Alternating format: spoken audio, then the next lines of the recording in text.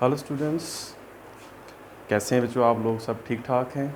आज हम लोग पहुंचे हैं लेक्चर नंबर 19 चैप्टर नंबर 12 और आज का हमारा टॉपिक है Millikan's oil drop experiment. Millikan's oil drop experiment जो है बच्चों, ये एक अमेरिकन फिजिसिस्ट हैं रॉबर्ट एंड्रयू मिलीकॉन। इन्होंने, इनका नाम मैं यहाँ लिखता हूँ, इनका नाम है रॉबर्ट एंड्रयूज़ मिलीकॉन। ये एक अमेरिकन फिजिसिस्ट हैं, थे बेसिकली अमेरिकन फिजिसिस्ट हैं। और इन फिजिसिस्ट ने 1909 में एक एक्सपेरिमेंट परफॉर्म किया। और बच्चों, उस एक्सपेरिमेंट को परफॉर्म करने का मकसद ये था कि स्मॉलेस्ट जो चार्ज पार्टिकल है उसके ऊपर कितना चार्ज हो सकता है। तो बच्चों याद रखिए कि 1909 में जो उस टाइम स्मॉलेस्ट पार्टिकल कंसीडर होता था वो इलेक्ट्रॉन था, राइट। इलेक्ट्रॉन की डिस्कवरी हो चुकी थी।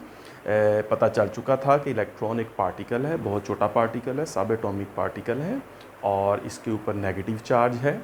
लेकिन इस बात का पता नहीं चल रहा था, या इस बात का पता नहीं चला था कि इलेक्ट्रॉन के ऊपर जो चार्ज की क्वांटिटी है वो कितनी है।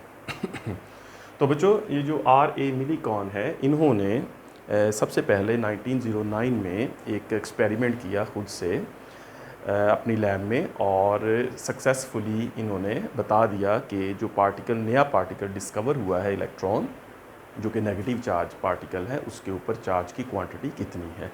तो इस एक्सपेरिमेंट की मदद से उन्होंने ये बताया। तो आज हम भी समझते हैं कि जो R.A. मिलीकॉन है, उन्होंने किस तरह से एक्सपेरिमेंट में को परफॉर्म करके इलेक्ट्रॉन का जो चार्ज है वो फाइंड किया। ठीक है बच्चों, तो ये हम शुरू करते हैं आज का क्वेश्चन, मिलीकॉन्स ऑयल ड्रॉप एक्सपेरिमेंट।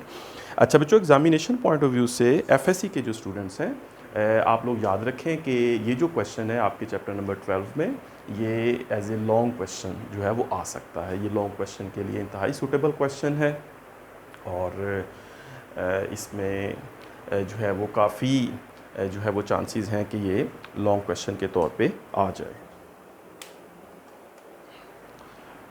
ठीक है बच्चों, तो चले हम स्टार्ट करते हैं हमारा आज का क्वेश्चन। और सबसे पहले जो बच्चों R.A. मिलीकॉन था, मैं उसके जहन में जो कॉन्सेप्ट आया, जो आइडिया आया कि मैंने एक इलेक्ट्रॉन के ऊपर चार्ज फाइंड करना है, तो फिर मैं किस तरह से इलेक्ट्रॉन के ऊपर चार्ज को फाइंड करूं। तो ये जो आइडिया उसके जहन में आया, ये आइडिया इस लाइन पर जो है वो मुश्तमिल था, या आप यूँ कह लें कि जो की पॉइंट था जिसने मिलीकॉन को इस एक्सपेरिमेंट के करने पे मतलब मोटिवेट किया, वो था मैकेनिकल इक्विलिब्रियम। वो है mechanical equilibrium of a charge particle. ये बच्चों वो लाइन है जिस लाइन की बेस पर मिलीकॉन ने ये एक्सपेरिमेंट परफॉर्म किया। ठीक है, अगर आपसे भी पूछा जाए कि मिलीकॉन की वो जो की थॉट है, जो की थॉट है, जिस थॉट ने मिलीकॉन को ये एक्सपेरिमेंट करने पर मोटिवेट किया, वो क्या है, तो आप ये लाइन लिख सकते हैं कि that was mechanical equilibrium of a charge particle. Millikan ने ये सोचा कि अगर हम किसी चार्ज पार्टिकल को एक मैकेनिकल इक्विलिब्रियम में ले आएँ, ठीक है। मैकेनिकल इक्विलिब्रियम का बच्चों मतलब ये है कि when the sum of all the forces acting on an object is zero. जब किसी ऑब्जेक्ट के ऊपर उस पर लगने वाली तमाम फोर्सेस का जो सम है वो अगर ज़ीरो हो जाता है, तो हम मैकेनिक्स में उस ऑब्जेक्ट को कहते हैं that is in mechanical equilibrium. ठीक है, तो मिलीकॉन ने ये सोचा कि मैकेनिकल इक्विलिब्रियम मैं इस्टेब्लिश करूं। किसका इस्टेब्लिश करूं? एक चार्ज पार्टिकल का, राइट। एक चार्ज पार्टिकल बनाऊं और उस चार्ज पार्टिकल को मैकेनिकल इक्विलिब्रियम में लेके आऊं, और फिर वहां से मैं उसका जो चार्ज है वो फाइंड कर सकता हूं। तो ये जो आपने याद रखना है, mechanical equilibrium of a charge particle, ये की थॉट है मिलीकॉन के एक्सपेरिमेंट का। फिर उसके बाद मिलीकॉन को एक जगह ज़रूरत पड़ी माइक्रोस्कोप की। तो माइक्रोस्कोप जो है वो उसने यूज़ की फाइंड करने के लिए terminal velocity. Microscope to find terminal velocity V T, right. ये हम आगे चल के देखेंगे। तो फिलहाल जो मिलीकॉन है उसके एक्सपेरिमेंट में मैकेनिकल इक्विलिब्रियम जो है ये मिलीकॉन ने इस्टेब्लिश करना है, और इस मैकेनिकल इक्विलिब्रियम को इस्टेब्लिश करने के बाद फिर मिलीकॉन जो है वो उस चार्ज पार्टिकल का जो चार्ज है, क्वांटिटी ऑफ चार्ज है, उसको फाइंड करेगा। तो इसको समझने के लिए हम उसकी जो एक्सपेरिमेंटल अरेंजमेंट है जो मिलीकॉन ने की वो अरेंजमेंट देखते हैं, और उसके बाद फिर उसका कुछ मैथमेटिकल पार्ट जो है वो डिस्कस करते हैं।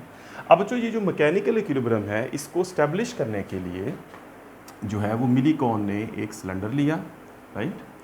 और उस सिलेंडर की पिक्स आप लोग जो है वो गूगल पे देख सकते हैं, वो मौजूद हैं। तो ये जो सिलेंडर है बेसिकली ये उसका लोअर पार्ट है। फिर उसमें एक प्लेट उसने रखी, ये 2 प्लेट्स हैं, और ये जो है यहाँ पर ये इसका फेस है, ये उसका ऊपर पार्ट है। अब जो ये जो दो हैं, ये वाला जो ये एक सर्कुलर, ये एक प्लेट है, सर्कुलर प्लेट है। इस प्लेट के दरमियान में जो है वो होल है, और बाकी ये प्लेट जो है ये कवर है। इस तरह ये एक मेटल प्लेट है, राइट। ये वाली ये अपर मेटल प्लेट है, इसको आप कह लें कि ये है अपर मेटल प्लेट, और ये वाली जो है इसको उसने कहा लोअर मेटल प्लेट, राइट। और इन दोनों मेटल प्लेट्स को उसने एक पोटेंशियल डिफरेंस के साथ कनेक्ट कर दिया, राइट। अब चूँकि हमारा चैप्टर नंबर 12 है, और चैप्टर नंबर 12 जो है ये हमारे पास है इलेक्ट्रोस्टैटिक्स, तो ये टॉपिक इस चैप्टर में इंक्लूड किया गया इस वजह से कि ये इलेक्ट्रोस्टैटिक फिनोमिना भी यहाँ पर हो रहा है। मिलीकॉन्स के एक्सपेरिमेंट में इलेक्ट्रोस्टैटिक फिनोमिना भी है। तो इस तरह से यहाँ पर एक पोटेंशियल डिफरेंस अप्लाई किया उसने, मिलीकॉन ने, दोनों प्लेट्स के साथ। तो ये दोनों प्लेट्स जो हैं जब इनको एक पोटेंशियल डिफरेंस के साथ या एक वोल्टेज के साथ कनेक्ट किया जाएगा, तो आप लोग इमेजिन कर सकते हैं कि इस प्लेट के ऊपर पॉजिटिव चार्ज आ जाएगा, ये प्लेट पॉजिटिव चार्ज हो जाएगी, राइट। और इस प्लेट के जो इलेक्ट्रॉन्स हैं वो यहाँ से रिमूव होकर जो है यहाँ से ये इलेक्ट्रॉन्स रिमूव हो जाएंगे और इस प्लेट के ऊपर आ जाएंगे। तो बेसिकली यहाँ पर एक 2 प्लेट्स बन गई, और इन दोनों प्लेट्स के ऊपर ऑपोजिट चार्ज जो है वो डेवलप हो गया। अब हमने पढ़ा है इस चैप्टर में कि इलेक्ट्रिक फील्ड के चैप्टर में इलेक्ट्रिक फील्ड भी हमने यहाँ पे पढ़ा है। अगर ये पॉजिटिव चार्ज प्लेट है और ये नेगेटिव चार्ज प्लेट है, तो इन दोनों प्लेट्स के दरमियान ये जो सारी जगह है, ये सारी जगह जो है ये जो बन गई एक इलेक्ट्रिक फील्ड, राइट। ये सारी जगह जो है वो एक इलेक्ट्रिक फील्ड बन गई, और इस इलेक्ट्रिक फील्ड की कोई स्ट्रेंथ होगी, राइट। इसको मैं बाहर लिखता हूँ। ये जो सारी जगह है यहाँ पर, ये सारी जगह बन गई इलेक्ट्रिक फील्ड, और इस इलेक्ट्रिक फील्ड की जो स्ट्रेंथ है E उसको लिखेंगे, और वो जो स्ट्रेंथ है that will be equals to V upon D, right. यानी electric field strength is V over D। और उसके बाद इसको हम यूँ भी लिख सकते हैं V equals to E times D।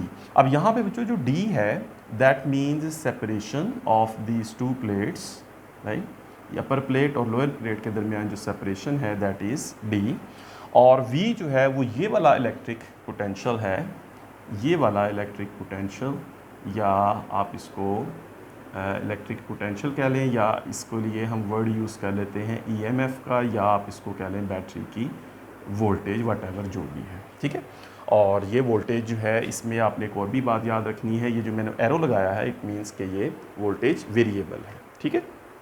इस वोल्टेज की वैल्यू चेंज हो सकती है। तो फिर उसके बाद बच्चों अब ये वाली जो अरेंजमेंट है, इसके बाद जो है अब मिलीकॉन या हमें इस एक्सपेरिमेंट में अब एक चार्ज पार्टिकल चाहिए, एक चार्ज ड्रॉपलेट चाहिए या पार्टिकल चाहिए जो इस फील्ड के अंदर आए, और फिर वो इस फील्ड के अंदर आकर यहाँ पर रुके, ताकि ये जो कंडीशन है मैकेनिकल इक्विलिब्रियम वाली कंडीशन है वो यहाँ पे फुलफिल हो। तो बच्चों चार्ज पार्टिकल लाने के लिए मिलीकॉन ने जो किया था वो ये है कि मिलीकॉन ने एक एटोमाइज़र यूज़ किया, राइट। एटोमाइज़र यूज़ किया, और वो जो एटोमाइज़र है वो इस तरह से कि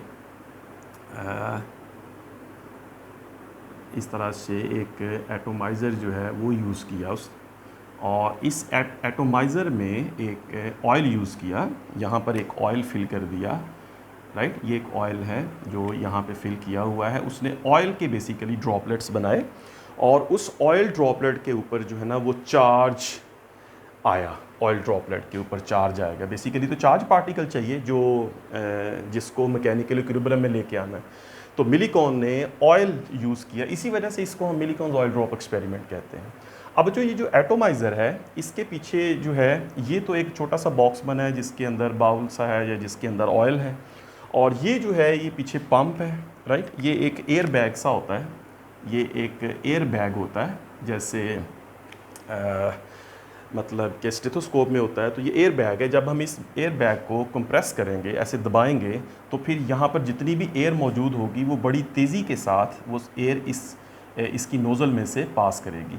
अब यहाँ पे जब बहुत तेज़ी के साथ नोज़ल में से एयर पास करेगी तो इस नोज़ल के अंदर जो एयर का प्रेशर है वो बहुत कम हो जाएगा। ये हम लोग वेंचुरी डक्ट पढ़ते हैं फर्स्ट ईयर में कि जब बहुत तेज़ी के साथ एयर जो है वो किसी पाइप में से पास करे, लेट्स से कि ये एक हमारे पास यहाँ पे ये एक जगह है जहाँ से एयर जो है वो बड़ी स्पीड के साथ इस डायरेक्शन में पास करेगी। जब एयर बहुत स्पीड के साथ पास करेगी तो इस जगह का जो प्रेशर है, इस जगह पे जो प्रेशर है वो बहुत कम हो जाएगा, बिकॉज स्पीड बहुत ज़्यादा होने से जो प्रेशर है वो कम हो जाता है। इसको हम relation between speed and pressure भी कहते हैं, फर्स्ट ईयर में आप लोगों ने ये पढ़ा है, फ्लूइड डायनामिक्स में ये पढ़ते हैं। उसके बाद बच्चों अगर यहाँ पे कोई लिक्विड है तो इस लो प्रेशर की वजह से वो लिक्विड जो है वो ऊपर की तरफ मूव करेगा, और बिल्कुल यही काम होगा यहाँ पे कि जब हम इस बैग को एयर बैग को कंप्रेस करेंगे तो एयर बहुत तेज़ी के साथ मूव करेगी, प्रेशर लो हो जाएगा, तो ऑयल जो है वो ड्रॉपलेट्स की फॉर्म में उसकी तरफ मूव करेगा, और उसी एयर के साथ मिलके वो जो एयर ड्रॉपलेट्स हैं वो इसकी नोज़ल से यहाँ से बाहर निकल आएंगे। ठीक होगी बात। जब इस एयर बैग को कंप्रेस करते हैं तो इसमें से एयर जो है वो मूव करती है, जब इसको रिलीज़ कर देते हैं तो ये दोबारा यहाँ पर एक वॉल्व होता है, वहाँ से दोबारा एयर जो है वो ले लेता है और फिर ये फिल हो जाता है, एयर से फिर भर जाता है। फिर हम इसको कंप्रेस करते हैं तो एयर बड़ी तेज़ी के साथ निकलती है और ऑयल ड्रॉपलेट उस एयर के साथ मिक्स होके यहाँ पे आ जाते हैं। फिर इसको ऐसे कंप्रेस करते हैं, फिर छोड़ देते हैं, कंप्रेस करते हैं, फिर छोड़ देते हैं, ऐसे कंप्रेस करके छोड़ते हैं। तो इट मीन्स कि जो ये प्रोसेस है वो बड़ी तेज़ी के साथ ये होता रहेगा और यहाँ पर जो ड्रॉपलेट्स है वो आ जाएंगे। अब क्वेश्चन है कि इन ड्रॉपलेट्स के ऊपर जो है वो चार्ज कैसे आएगा। वैसे इन ड्रॉपलेट्स के ऊपर जो चार्ज है उसके आने की जो है वो 3 तरह से वो चार्ज जो है वो आ सकता है। उसमें जो एक वजह है वो है फ्रिक्शन ऑफ द नोज़ल, ठीक है, ये जो नोज़ल है उसकी फ्रिक्शन। अब आप देखें कि जब बड़ी तेज़ी के साथ ये जो ऑयल ड्रॉपलेट्स है वो आकर इसकी सरफेस के साथ स्ट्राइक होंगे। अब आगे से इसका जो फेस है वो भी थोड़ा सा स्ट्रेट नहीं बल्कि यूं कर दिया है ताकि वो ऑयल ड्रॉपलेट्स आकर इसके साथ टकराएं। जब वो ऑयल ड्रॉपलेट्स इसके साथ आकर टकराएंगे और मूव करेंगे तो due to friction with the wall, friction with the side of the nozzle जो है ना वो पॉसिबल है कि वो जो ड्रॉपलेट है ऑयल का वो अपना कोई इलेक्ट्रॉन लॉस्ट करे, ठीक है, वो अपना एक इलेक्ट्रॉन लॉस कर सकता है जिसकी वजह से वो पॉजिटिव चार्ज होगा, और पीछे से आने वाला ड्रॉपलेट अगर उसी इलेक्ट्रॉन को अपने साथ मिला ले जो उस पहले ड्रॉपलेट ने छोड़ा है तो वो जो ड्रॉपलेट है वो नेगेटिव चार्ज हो जाएगा, ठीक है। तो यहाँ पर पॉजिटिव चार्जेस भी होंगे और नेगेटिव भी होंगे, राइट, दोनों किस्म के होंगे, दोनों ऑयल ड्रॉपलेट्स बन सकते हैं। अच्छा, इस फ्रिक्शन के केस में तो ये दोनों बनेंगे, लेकिन बच्चों एक और केस भी है, एक और तरह से भी ये हो सकता है कि अगर हम यहाँ पर एक्स रेज पास करवा दें इस रीजन में, अगर इस रीजन में से एक्स रेस पास करवा दें तो फिर भी ये चार्ज हो सकता है, इसलिए कि जब एक्स रेस पास करेंगी तो यहाँ पर जो है वो एयर मौजूद है, राइट। जब एक्स रेज एयर में से पास करेंगी तो एयर के अंदर जो गैसेस हैं उनको एक्स रेज आयोनाइज कर देंगे, ठीक है। गैस का जो मॉलिक्यूल है, फ़र्ज़ करें कि ये एक मॉलिक्यूल है गैस का, और जब इस पे एक्स रेज फॉल करेंगी तो इस एक्स रे के फॉल करने की वजह से ये मॉलिक्यूल कि जो इलेक्ट्रॉन हैं वो इसको इतनी एनर्जी ले लेंगे कि वो इस मॉलिक्यूल को छोड़ देंगे। तो इसका मतलब है कि इस मॉलिक्यूल में से इलेक्ट्रॉन जो है वो निकल जाएगा। तो जब एयर में से एक्स रेज पास करेंगी तो यहाँ पर बहुत सारे इलेक्ट्रॉन्स जो है वो जनरेट होंगे, यहाँ पर बहुत सारे इलेक्ट्रॉन्स बन गए हैं। अब जब ये ऑयल ड्रॉपलेट जो है वो आएंगे, ऑयल ड्रॉपलेट यहाँ पे स्प्रे करेंगे, जो भी ऑयल ड्रॉपलेट इस इलेक्ट्रॉन को कैच करेगा, इस इलेक्ट्रॉन, ये जो इलेक्ट्रॉन है वो उस ऑयल ड्रॉप के साथ लग जाएगा, तो वो जो इलेक्ट्रॉन, वो जो ऑयल ड्रॉपलेट होगा वो डेफिनेटली नेगेटिव चार्ज हो जाएगा। ठीक है, एक तो ये भी टेक्निक है कि हम एक्सरेज यूज़ कर लेते हैं। इसके अलावा एक और टेक्निक है, वो है गैमा रेज यूज़ कर लेते हैं। यहाँ पर कोई रेडियो एक्टिव एलिमेंट जो है उसको यहाँ पे प्लेस कर दें आप।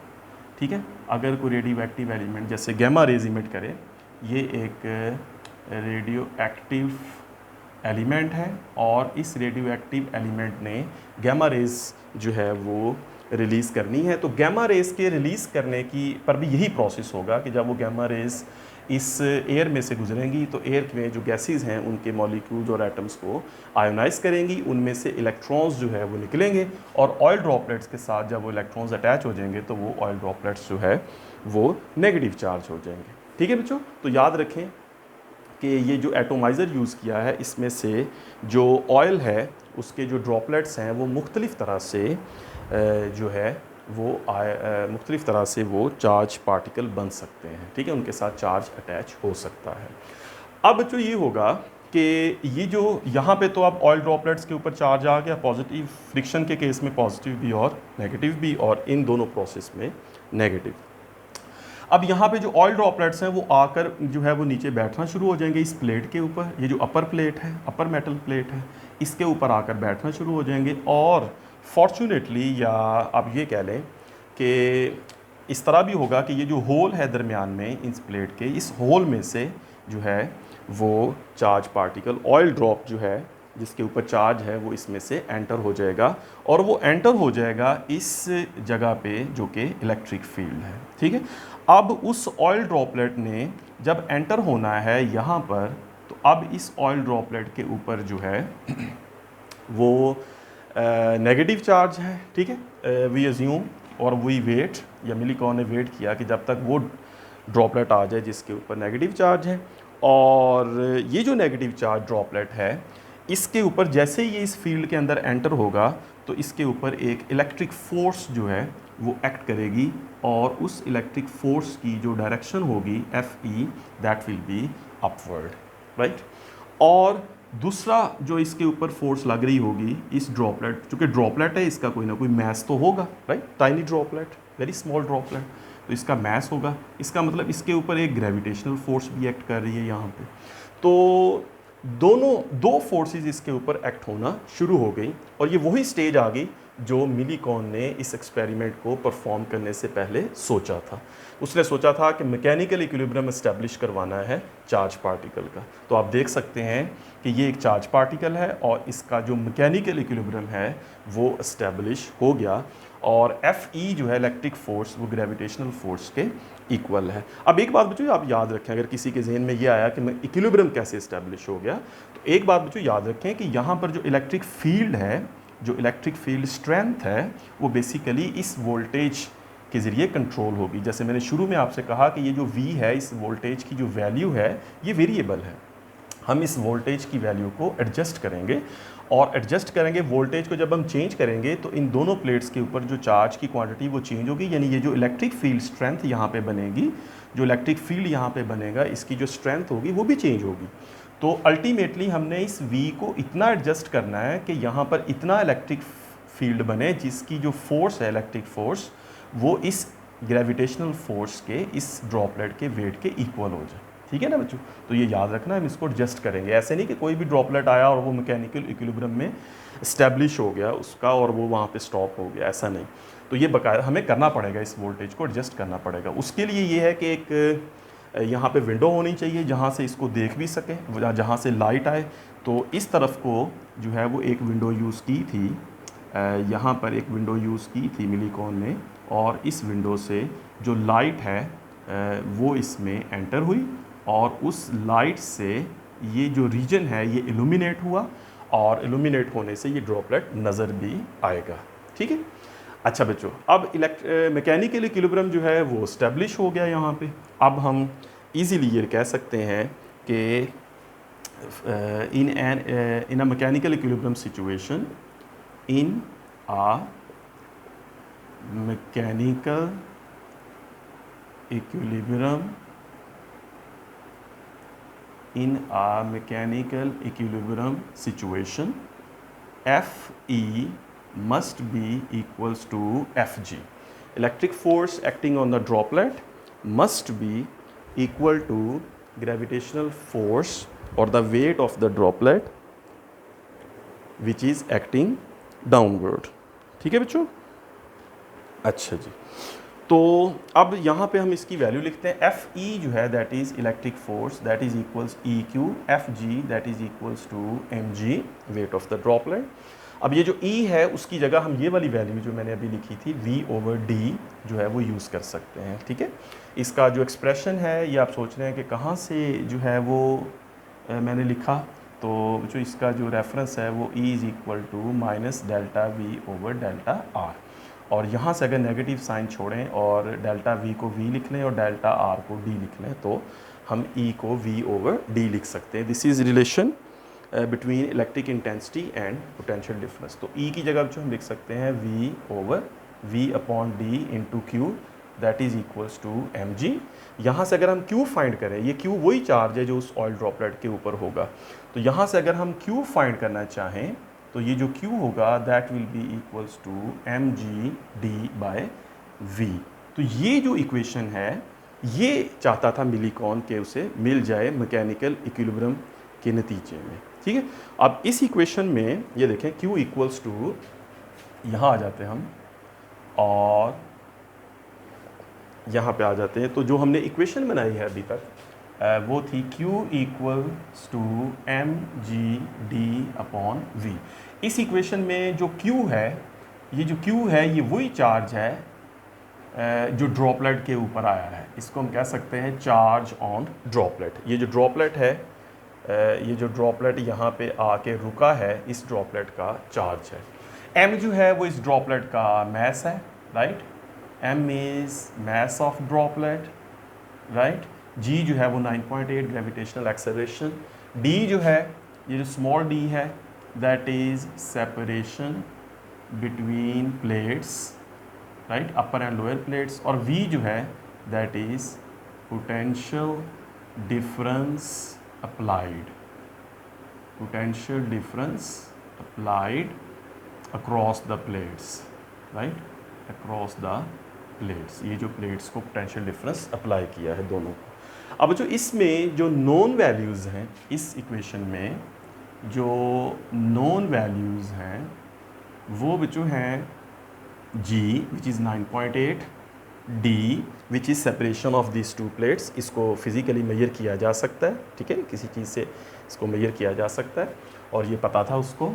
और उसके बाद V का मतलब ये वाला जो पोटेंशियल डिफरेंस जो इन दोनों प्लेट्स को अप्लाई किया है. तो ये तीनों नोन फैक्टर्स हैं या नोन वैल्यूज़ हैं. और यहाँ पर जो अननोन वैल्यूज़ हैं, अननोन वैल्यूज़ हैं वो सिर्फ m है, राइट. तो m जो है दैट इज़ अननोन वैल्यू और इस m का मतलब है मैस ऑफ ड्रॉपलेट. अगर ये m जो है वो किसी तरीके से पता चल जाए तो इस m के पता चलने पर हम इस इक्वेशन की मदद से, ये जो Q इक्वेशन हमने बनाई है Q की विच इज़ mg/d/v, तो इसकी मदद से चार्ज जो है इस ड्रॉपलेट के ऊपर वो फाइंड किया जा सकता है. तो अब मैथमेटिकल पार्ट है जिसमें हम इसका मैस जो है वो फाइंड कर सकते हैं. तो फाइंड मैस m, आप यहाँ पे हेडिंग भी बना सकते हैं, फाइंड मैस m, राइट. अब ये वाला इसका इस एक्सपेरिमेंट का आखिरी पार्ट आ गया जिसमें हमें इस ड्रॉपलेट का जो है वो मैस फाइंड करना है. अच्छा बच्चों, इसके मैस को फाइंड करने के लिए हम इस तरह से करते हैं कि हमें ऑलरेडी पता है एक रिलेशन, और वो रिलेशन ये है कि जो मैस होता है किसी भी ऑब्जेक्ट का वो होता है डेंसिटी टाइम्स वॉल्यूम, राइट. तो मैस को अगर मैं m लिखूं और डेंसिटी रो होगी जो कि इस ऑयल की डेंसिटी होगी, और वॉल्यूम जो है वो ये जो ड्रॉपलेट है ये स्फेरिकल फॉर्म में होगा, ठीक है, स्फेरिकल फॉर्म में होता है. इसमें एक वजह होती है, इसकी एक रीज़न होती है जिसको हम कहते हैं सरफेस टेंशन, कि वो मॉलिक्यूल्स इनवर्ड उनके ऊपर फोर्स होती है जिसकी वजह से वो उनकी जो शेप होती है वो स्फेरिकल हो जाती है. तो रो टाइम्स 4/3 πr क्यूब, ये एक इक्वेशन है जिसमें हम जो है वो इसको यूज़ कर सकते हैं मैथ्स को फाइंड करने के लिए। लेकिन इस इक्वेशन से मैथ्स फाइंड हो सकता था अगर इस इक्वेशन में आर की वैल्यू जो है वो हमें पता चल होती। रो तो डेंसिटी ऑयल की, वो तो पता है कि कितनी कौन सा ऑयल है और उसकी डेंसिटी क्या है। ये जो आर है that means the radius of the droplet. अगर ड्रॉपलेट जो है वो एक स्फेरिकल फॉर्म है तो उसका जो रेडियस है वो क्या है। ठीक है बच्चों, तो अब रेडियस जो है इसको फाइंड करने के लिए एक और टेक्निक जो है वो यहाँ पे यूज़ हुई, या आप ये कह लें कि मिलीकॉन ने एक और टेक्निक जो है वो यूज़ की ऑयल फाइंड उसकी रेडियस फाइंड करने के लिए। वो टेक्निक ये है कि उसने यहाँ पर जो है वो ड्रैग फोर्स का जो आइडिया था, जो कॉन्सेप्ट था, वो अप्लाई किया। ठीक है, ये जो आर है इसको डिस्कस करने के लिए जो है ना वो ये हुआ कि मिलीकॉन ने जो है वो इस बैटरी को स्विच ऑफ कर दिया। राइट, अब यहाँ पर एक आप समझ लें कि स्विच भी लगा हुआ है और इस स्विच को जो है मिलीकॉन ने ऑफ़ कर दिया। पहले ये कनेक्टेड था, ऑन था, ये सारा सिस्टम जो है इक्विलिब्रियम इसी वजह से इस्टेब्लिश हुआ था, फिर उसने इसको ऑफ़ कर दिया। जैसे ही स्विच को ऑफ़ कर दिया तो बैटरी की जो पोटेंशियल है वो ज़ीरो हो गई, तो फ़ौरन से ये जो यहाँ पे इलेक्ट्रिक फील्ड बना हुआ था वो इलेक्ट्रिक फील्ड जो है वो ख़त्म हो गया। इलेक्ट्रिक फ़ोर्स जो है, ये जो इलेक्ट्रिक फ़ोर्स है ये ख़त्म हो गई यहाँ पे। अब यहाँ पे तो सिर्फ एक ही फ़ोर्स रह गई, और वो फोर्स कौन सी फोर्स है, वो ग्रेविटेशनल फोर्स है। तो इसका मतलब है कि अब जो चार्ज पार्टिकल है वो यहाँ पे स्टॉप नहीं रहेगा, खड़ा नहीं रहेगा, बल्कि ये यहाँ से नीचे गिर जाएगा, ये फॉल कर जाएगा डाउनवर्ड डायरेक्शन में। क्योंकि इस केस में कि जब हम इस स्विच ऑफ कर दिया है तो ये जो मैकेनिकल इक्विलिब्रियम था, ये मैकेनिकल इक्विलिब्रियम जो है ये तो ख़त्म हो गया, इस्टेब्लिश नहीं रहा। अब ये ड्रॉपलेट नीचे गिरेगा। जब ये ड्रॉपलेट नीचे की तरफ गिरेगा तो ये जो ड्रॉपलेट है वो एयर में से फॉल करेगा। डेफिनेटली यहाँ पे एयर तो है ना, यहाँ पे एयर मौजूद है, ये जो होल है यहाँ से भी एयर अंदर आ जाएगी। हमने यहाँ पे एयर मौजूद है तो होल में से यहाँ भी आ जाएगी, तो एयर तो मौजूद है। अब इस ऑयल ड्रॉपलेट का जो मैस है वो तो बहुत टाइनी है, बहुत स्मॉल है। इसका मतलब जब ये एयर में से मूव करेगा तो बहुत जल्दी ऐसा होगा कि जो ड्रैग फोर्स होगी एयर की वो इसके वेट के इक्वल हो जाएगी। ठीक है, समझे ना बात को। तो ये जो ड्रॉपलेट है जब इसको अलाउ करेंगे कि ये फॉल करे तो ये नीचे की तरफ फॉल तो करेगा ग्रेविटेशनल फोर्स की वजह से, लेकिन इस ड्रॉपलेट के ऊपर एक फोर्स लगेगी जो कि ड्रैग फोर्स होगी, और उस ड्रैग फोर्स की वैल्यू जो है वो अपवर्ड होगी। अब ये ड्रॉपलेट नीचे मूव करेगा और डायनामिक इक्विलिब्रियम में आएगा। Right, this condition is dynamic equilibrium. अब ये भी आपने याद रखना है, एक मैकेनिकल और ये कौन सा है, डायनामिक इक्विलिब्रियम आ जाएगा यहाँ पर। तो इस डायनामिक इक्विलिब्रियम में जब ये फॉल करेगा तो इसका जो एक्सेलरेशन होगा दैट विल बी ज़ीरो, जिसका मतलब है कि ये दोनों फोर्सेस इक्वल होंगी, लेकिन ये ड्रॉपलेट जो है वो डाउनवर्ड डायरेक्शन में मूव करेगा। तो उस वक्त जो इसकी ड्रॉपलेट की वेलोसिटी होगी that velocity is called terminal velocity. ठीक है, अब उसकी तरफ आते हैं और उसका जो एक्सप्रेशन है वो मैं यहाँ पे इस जगह पे जो है वो लिखता हूँ। ठीक है बच्चों, यहाँ पे इतनी जगह पे इसको लिखते हैं। अब बच्चों ये क्या मैंने कहा कि जब ये ड्रॉपलेट जो है वो मूव करेगा डायनामिक इक्विलिब्रियम में तो इसका एक्सेलरेशन ज़ीरो होगा, तो वेलोसिटी इसकी टर्मिनल होगी। उस केस में एट डायनामिक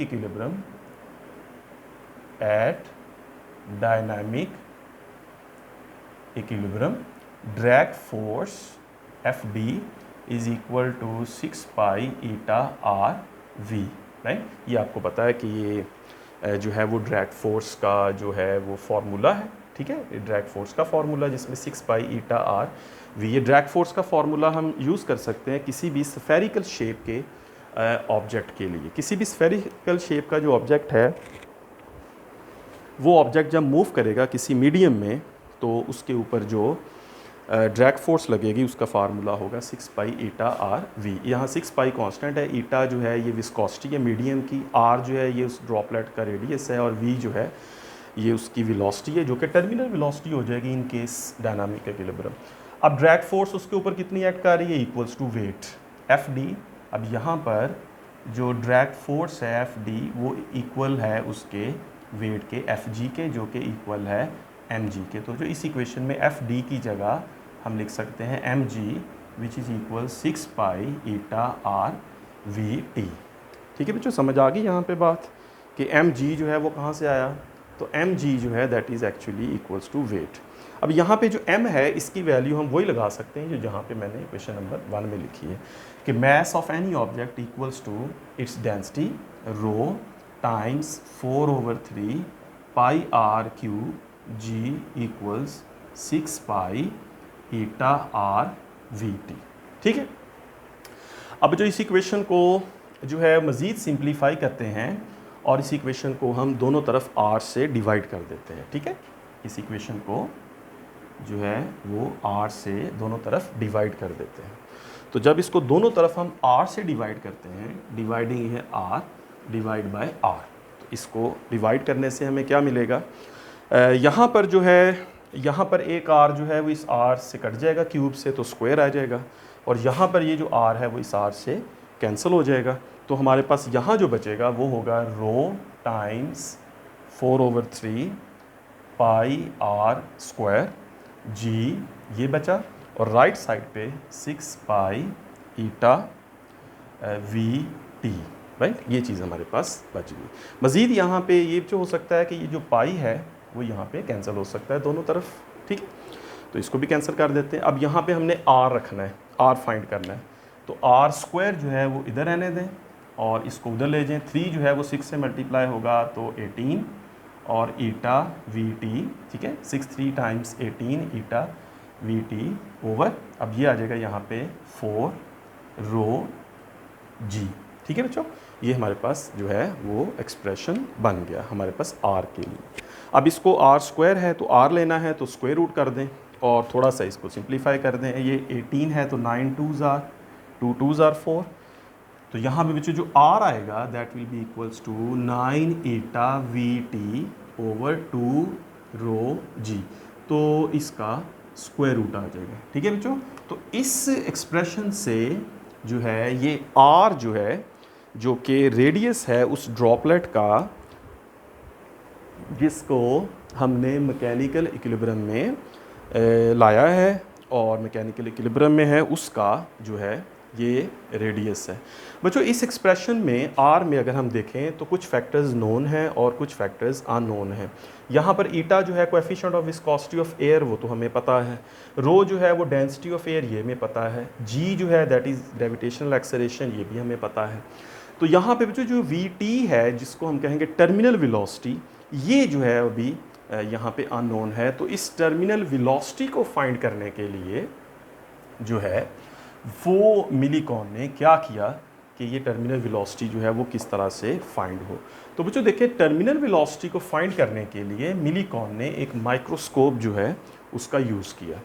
तो एक माइक्रोस्कोप जो है मिलीकॉन ने वो यहाँ पे जो है वो इस्टेब्लिश की और इस माइक्रोस्कोप की मदद से उसने ये फाइंड किया। किस तरह से, देखें बच्चों जब माइक्रोस्कोप से माइक्रोस्कोप जो यहाँ पे लगाई, जब उसने माइक्रोस्कोप में देखा तो माइक्रोस्कोप में जो उस ड्रॉपलेट की पोजीशन थी वो इस तरह से आप देखें कि टर्मिनल वेलोसिटी कैसे फाइंड होगी।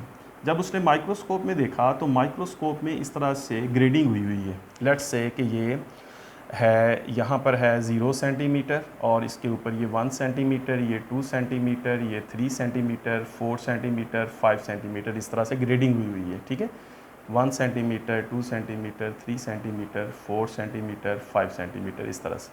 अब जो फ़र्ज़ करें कि जब उसने माइक्रोस्कोप फिक्स की तो उस वक्त जो ड्रॉपलेट था वो इस पोजीशन पर था, राइट। ड्रॉपलेट जो है वो जब यहाँ पे मैकेनिकल इक्विलिब्रियम में था, तो जब वो ड्रॉपलेट मैकेनिकल इक्विलिब्रियम में था तो उस वक़्त वो ड्रॉपलेट जो है वो इस पोजीशन में था, इस पोजीशन पे था जहाँ नज़र आ रहा है 3 सेंटीमीटर पे। फिर जब उसने वहाँ से स्विच ऑफ किया और ये ड्रॉपलेट नीचे गिरा तो ये मिलीकॉन ने नोट किया कि जब ये ड्रॉपलेट यहाँ पे आया तो इसने कितने मिली सेंटीमीटर्स या मिलीमीटर्स, कितना डिस्टेंस जो है ये ड्रॉपलेट मूव किया, राइट। ये जो यहाँ से यहाँ तक आ गया ड्रॉपलेट, इस पोजीशन से यहाँ पर ये जब आ गया तो कितने सेंटीमीटर इसने जो है वो डिस्टेंस जो है वो कवर किया, राइट। ये सेंटीमीटर जो है कितने सेंटीमीटर इसने मूव किया, ये क्या चीज़ बन जाएगी, ये इसका डिस्टेंस मूव्ड हो जाएगा। ठीक है, distance moved by the droplet वो उसने यहाँ से फाइंड कर लिया, ठीक है, कितना ये फॉल किया। और दूसरी चीज़ जो है वो टाइम थी, तो टाइम जो है ना बच्चों उसने स्टॉप वॉच से फाइंड किया। अब टाइम किस तरह फाइंड किया कि जब उसने स्टॉप वॉच उसके हाथ में है, जब ये ड्रॉपलेट यहाँ पे है तो स्टॉप वॉच उसके हाथ में है, जैसे ही उसने स्विच ऑफ किया उसने स्टॉप वॉच चला दी, और जब वो ड्रॉपलेट यहाँ से गुजरा तो स्टॉप वॉच ऑफ कर दी। तो टाइम जो है वो किस तरह से फाइंड किया उसने, स्टॉप वॉच से, right. That time must be T, और जो डिस्टेंस उसने मूव किया वो एस है। तो आपको पता है बच्चों, वी नो दैट कि ये जो s बाई टी है कि कितना डिस्टेंस उसने मूव किया और टाइम जो उसको लगा, that will be equals to velocity, that will be velocity V T which is terminal velocity of the droplet, right, that is terminal velocity of the droplet. ठीक है बच्चों, तो इस तरह से उसने उस ड्रॉपलेट की टर्मिनल वेलोसिटी फाइंड कर ली सक्सेसफुली। अब बच्चों उस टर्मिनल वेलोसिटी को फाइंड करने के बाद सबसे पहला काम जो है वो आर फाइंड करना था। तो इस एक्सप्रेशन से सबसे पहले उसने आर फाइंड किया। जब यहाँ से उसने आर फाइंड कर लिया तो इस आर की वैल्यू को यूज़ किया इस इक्वेशन में, और यहाँ से बच्चों उसने फाइंड किया मैस ऑफ ड्रॉपलेट।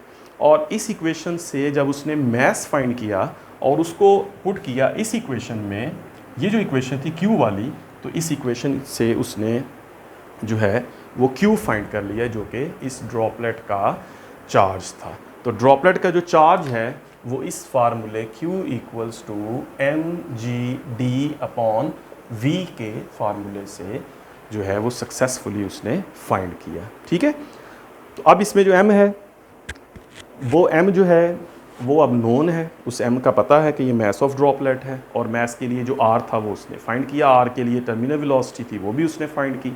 तो इस तरह से तमाम फैक्टर्स को फाइंड करने के बाद उसने जो ड्रॉपलेट के ऊपर Q था, जो चार्ज था, वो फाइंड कर लिया। ठीक है बच्चों, अच्छा अब इलेक्ट्रॉन का चार्ज कैसे पता चलेगा।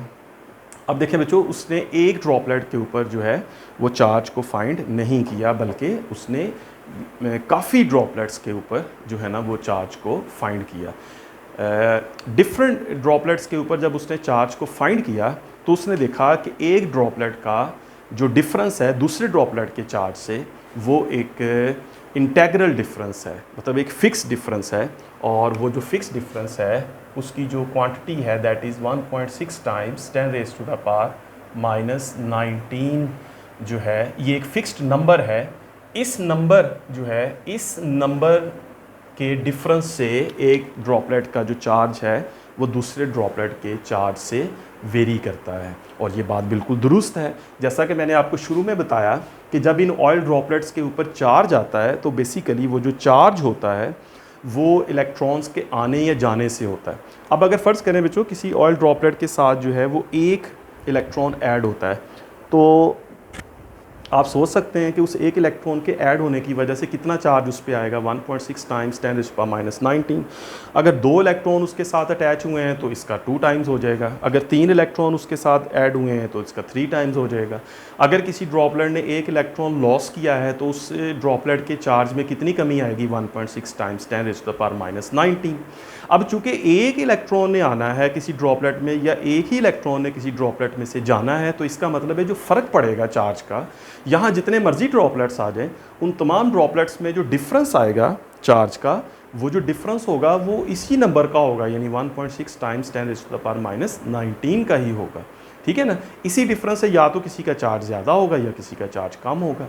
तो बिल्कुल मिलीकॉन ने भी यही चीज़ देखी, मिलीकॉन ने भी यही देखा कि जो डिफरेंट ड्रॉपलेट्स के दरमियान जो चार्ज है, जो डिफरेंट ड्रॉपलेट्स के चार्ज का फ़र्क आ रहा है वो बेसिकली इसी नंबर का आ रहा है। ठीक है ना, किसी का चार्ज नंबर जो भी है वो इसी का मल्टीपल है, और दूसरे ड्रॉपलेट में जो वेरिएशन है उसको डिवाइड करें, उसकी रेशो निकालें तो यही आती है, इसी नंबर से वेरी करता है।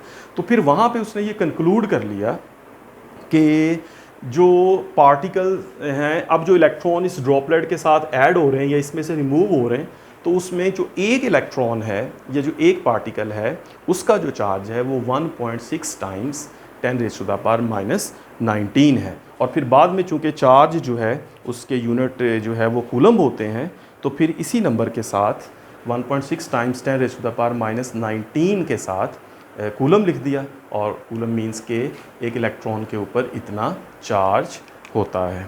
ठीक है बच्चों, तो आज के क्वेश्चन में हमने charge on an electron by Millikan's oil drop experiment study किया। ठीक है बच्चों, आपको अगर इस क्वेश्चन में कोई इशू है, कोई प्रॉब्लम है, आप लोग इसको जो है वो कमेंट सेक्शन में लिखें और आपका जो क्वेश्चन है उसको मैं फिर क्वेश्चन आंसर वीडियो में डिस्कस करूँगा। उम्मीद है आप सब लोगों को समझ आ गई होगी और आप लोग इसको अंडरस्टैंड कर गए हैं। तो ठीक है बच्चों, अपना ख्याल रखें और इस क्वेश्चन को अच्छा सा प्रिपेयर कर लें। टेक केयर, अल्लाह हाफिज़।